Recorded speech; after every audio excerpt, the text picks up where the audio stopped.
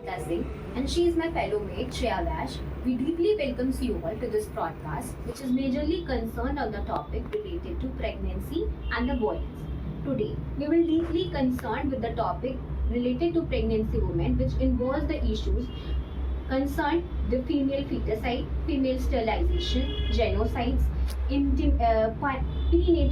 genital screenings, and all these issues were even becomes more worse when it is concerned to the juvenile of the tender ages. I am honored to introduce Ms. Ruby Minhaj ma'am, who is a psychologist counselor at District Child Protection Unit, Prayagraj. She not only brings the administrative experience but also a ground level understanding of how the pregnancy related violence should be curbed and how the child of the tender ages in a juvenile home shall be given the care and the protection.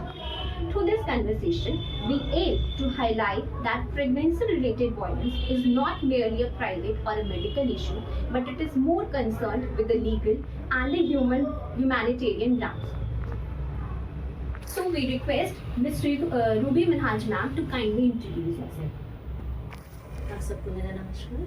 मैं Ruby Miraj, psychologist counsellor इन जिला बाल संरक्षण इकाई district child protection unit, जो कि महिला कल्याण विभाग उत्तर प्रदेश के अधीन संचालित है। ये एक तरह की योजना है जो बच्चों के प्रोटेक्शन के लिए, संरक्षण के लिए काम करती है। और मैं मेनली यहाँ पास जो प्रयागराज में जो राजकीय देखरेख संस्थाएं हैं, ऐसी संस्थाएं जो 18 साल से नीचे के बच्चों के लिए संरक्षण, सुरक्षा, देख-रेख उपलब्ध कराती हैं, मैं वहाँ पर मनोवैज्ञानिक परामर्शदात्री के पद पे इस समय कार्यरत हूँ। हम अब आपसे प्रेगनेंसी रिलेटेड क्राइम्स के लिए कुछ बारे में कुछ क्वेश्चंस पूछेंगे। मैम, आपका भारत में महिलाओं की सुरक्षा में आपके क्या विचार हैं? भारत में महिलाओं की सुरक्षा के लिए मैं ये जिस मतलब बैकग्राउंड में मैं इस समय काम कर रही हूँ, उसी के लाइट में मैं बात करूँ तो बेहतर होगा। भारत में काफ़ी अवेयरनेस बढ़ रही है, जैसे जैसे सोशल मीडिया, इंटरनेट, सबके हाथ में मोबाइल है, एंड्रॉइड, और जानकारियाँ प्राप्त हो रही हैं, तो इस तरह से थोड़ा सा अवेयरनेस ज़्यादा बढ़ी है, वो बात सही है। लेकिन जहाँ पास और लड़कियों को, आजकल के बच्चों को इसका उपयोग करना भी आ रहा है, लोगों को हेल्पलाइन नंबर्स भी जानकारी हो रही है, धीरे धीरे बढ़ रही हैं।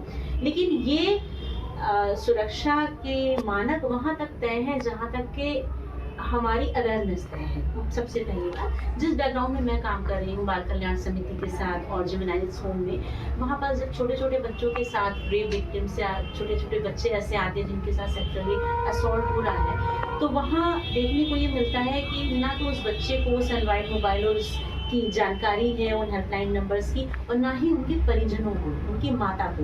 उनको केवल पता है कि अगर किसी के साथ कुछ हो रहा है तो हमें संबंधित थाने में जाना है और रिपोर्टिंग करनी है। तो उसके बाद तो कहानी फिर आगे बढ़ती है। जब हम अपनी सुरक्षा के मानक हमने ख़त्म कर दिए, फिर उसके बाद हम उसके लिए आगे बढ़ते हैं। लेकिन सबसे पहले मैं ये कहूँगी कि अवेयरनेस बहुत ज़रूरी है।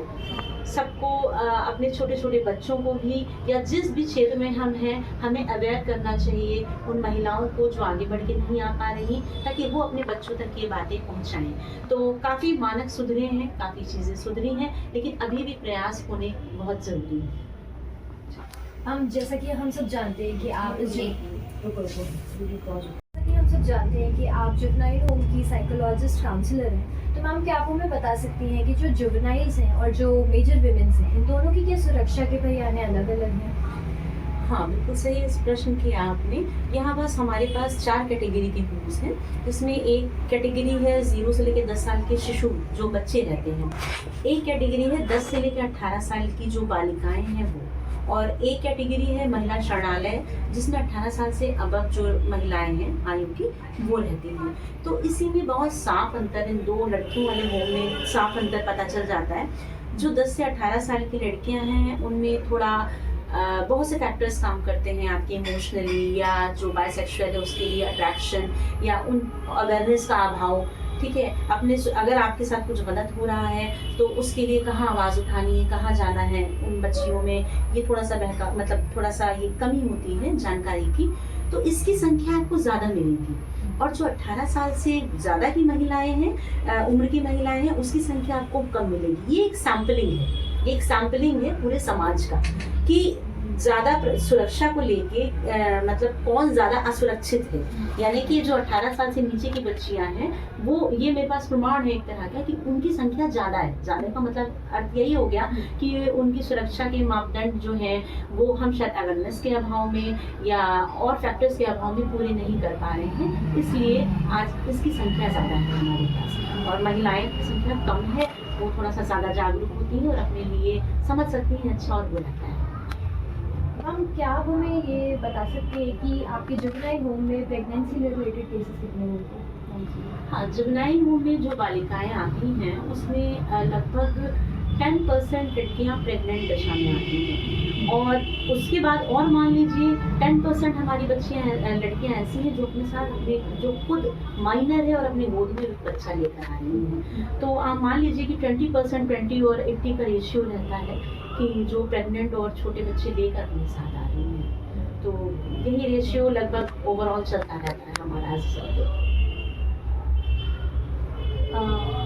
इस बेसिस पे रहेगा कि जो भी लड़कियां यहाँ प्रेग्नेंट के आ रही हैं उनसे रिलेटेड अगर हम उनको ये कंसर्न है कि उन्हें जेनोसाइड करवाना है या अबॉर्शन करवाना है, तो like is there any tool available जो आप यूज़ करते हो उनको ये हेल्प करने के लिए, अबॉर्शन करवाने के लिए? नहीं, ये मेडिकल मतलब जो है एक्सपर्टाइज का काम है। हम लोग इस तरह का कोई भी केस आता है, पहली बात उनकी इच्छा या उनके बारे में निर्णय करना कि उनको अबॉर्शन कराना नहीं कराना, उस मैटर को अलग हम रखते हैं। केवल जो आपने प्रश्न किया मैं उसका अगर उत्तर देना चाहूँ तो वो हमारा फील्ड नहीं है, वो एक्सपर्टाइज है, मेडिकल टीम ही इसके लिए कोई भी निर्णय या जो भी टूल्स या जो तरीके होते हैं वो इस्तेमाल करेगी। मैम लाइक ये चीज़ें क्या लीगल हैं? What's your view? हम आपका व्यू जानना चाहते हैं कि अगर कोई जुवेनाइल है या कोई नॉर्मल लेडी भी है, अगर वो अबॉर्शन करवाना चाहती है या जेनोसाइड प्रेफर करती है, तो लाइक क्या ये चीज़ें लीगल हैं, और अगर हैं तो लाइक किस हद तक, कहाँ तक यूज? देखिए, जिस फील्ड में हम लोग काम कर रहे हैं, जुवेनाइल जस्टिस एक्ट के अंतर्गत जो काम कर रहे हैं, तो इसमें आप मतलब माइनर बच्चियों का और महिलाओं का दोनों का अगर पार्ट ले लीजिए तो सबसे पहले उनका कंसर्न लगता है। बच्ची इस काबिल है कि नहीं है, बच्ची ये समझ रही है कि उसके लिए होने वाला बच्चा ज़रूरी है कि नहीं है, पहले वो अपना कंसर्न देगी। और कंसर्न के बाद ही फिर सबसे पहले तो उसकी इच्छा जानना ज़रूरी है, और वो थ्रू काउंसलिंग या मतलब जो है जो भी मीडिएशन कर रहा है, जो भी बात कर रहा है, वो अपनी इच्छा उसके सामने जाहिर कर सकती है। और उसके बाद फिर उसकी इच्छा के आधार पे जो भी उसका गार्जियनशिप में अगर बच्चा नहीं है, हमारी संस्थाओं में है, तो जो भी सक्षम न्यायालय है वो उसके ऊपर निर्णय लेता है कि इसकी इच्छा के अनुसार क्या काम किया जाना चाहिए, अबॉर्शन कराना चाहिए या नहीं कराना चाहिए। तो वो केवल लड़की का ही नहीं रह जाता है मंतव्य, उसमें न्यायालय का भी अपना एक पक्ष होता है, वो भी उनकी संबंधित प्रक्रिया है जैसा वो करते हैं उस हिसाब से। और महिलाओं के लिए भी यही है कि अगर हमारे पास हमारे होम में कोई महिला है और उसकी इच्छा है कि वो अबॉर्शन कराना चाहती है और उसका 18 साल से ऊपर की उसकी उम्र है, लेकिन तब भी वो सक्षम न्यायालय में उसकी एप्लीकेशन जाती है और निर्धारित समय में वो भी अपना विचार करके निर्णय लेते हैं। हम जैसे अगर कोई पॉक्सो एक्ट से रिलेटेड कोई सेक्सुअल ऑफेंस हुए हैं किसी भी विमेन के अगेंस्ट, तो फिर उसका